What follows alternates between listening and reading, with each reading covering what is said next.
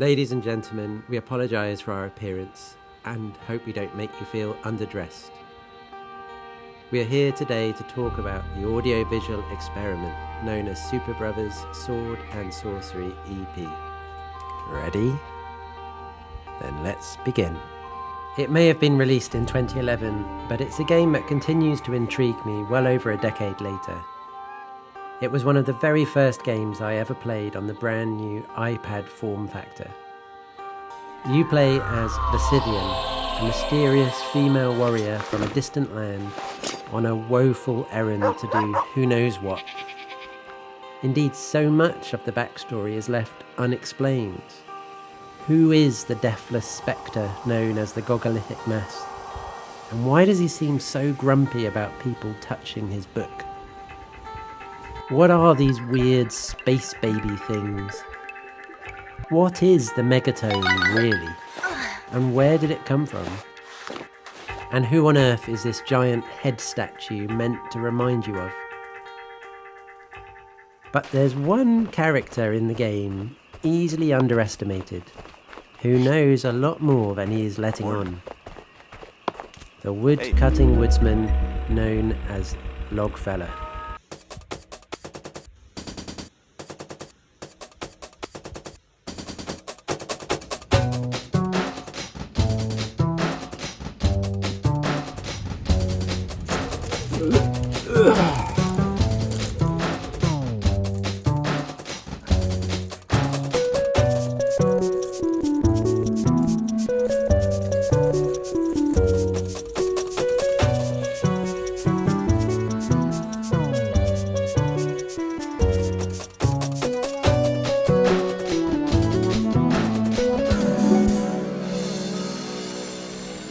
Logfella may seem to zone out as soon as people start talking about lore, but he is actually very knowledgeable.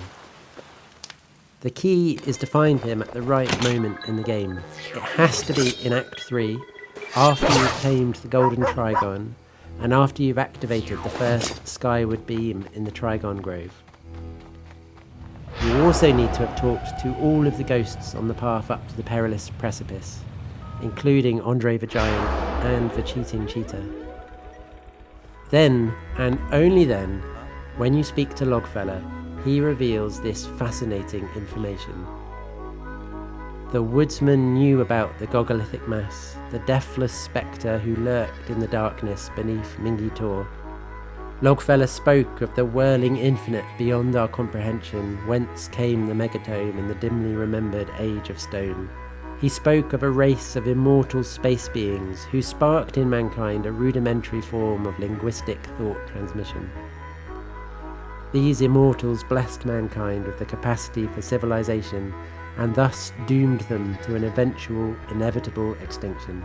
The Scythians sought to suppress the insidious creep of civilization, and so they isolated the Megatome with its immortal protector.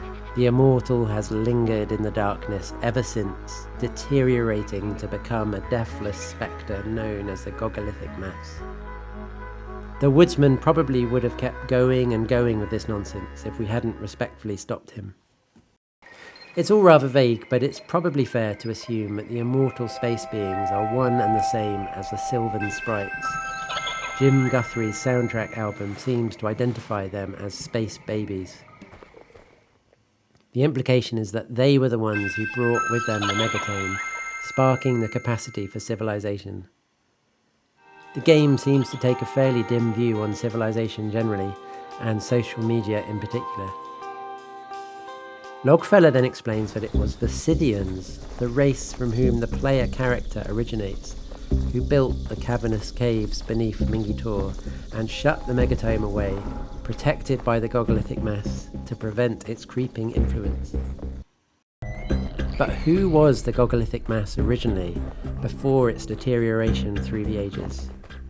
Was it also one of these same immortal space beings now all grown up?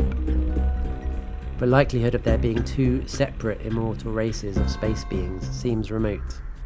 Interestingly, although it's no longer available, a Steam forum user named Quilty said this little bit of backstory used to be on the Sword and Sworcery website.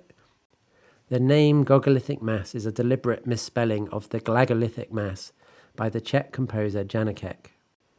The Glagolitic Mass is notable because of the language used. Wikipedia says the Glagolitic alphabet was an early Slavic alphabet, the predecessor of the modern Cyrillic alphabet. In Croatia, the Catholic Church gave permission for the Roman Rite liturgical Mass to be celebrated in Old Church Slavonic at a time when such liturgies were typically only permitted to be in Latin, resulting in the Glagolitic use Mass. In other words, it was a rather novel example of linguistic thought transmission. There's an interesting paradox there, since the Glagolitic Mass was responsible for protecting secret knowledge and keeping it locked away, whereas the Glagolitic Mass was an exercise in making it more accessible than ever before. We congratulate you in making it this far in the video. Here, have a Trigon sticker. The other curious thing is that it was the Scythians themselves who shut away the Megatome with the Glagolitic Mass. So it's interesting that it should be another Scythian who sets about to retrieve the Megatome and release its protector from immortality. Feeling remorse for the behaviour of her ancestors, perhaps? As for the giant head, the game makes no secret of the fact that the Megatome is meant to be a reference to Carl Jung and his little red book. Early demos of the game included this photograph of Jung, and while it's not an exact likeness, especially with the glasses, this is my best guess at why the head is described as familiar looking. So what do you think? What do you think is going on beneath the surface? What really motivates the Scythian in her quest? And whose key is cooler, Logfella's or our bathroom? Let me know in the comments below. Ultimately, of course, it's just a completely made-up story, a bit of fun. But if you enjoyed Sword and Sorcery, then I think you'd really like the game that our team's working on, The Serpent and the Seed. We're really aiming to capture the same tone and feel, but with a really cool backstory that, if it's true, would be the most amazing story in the world.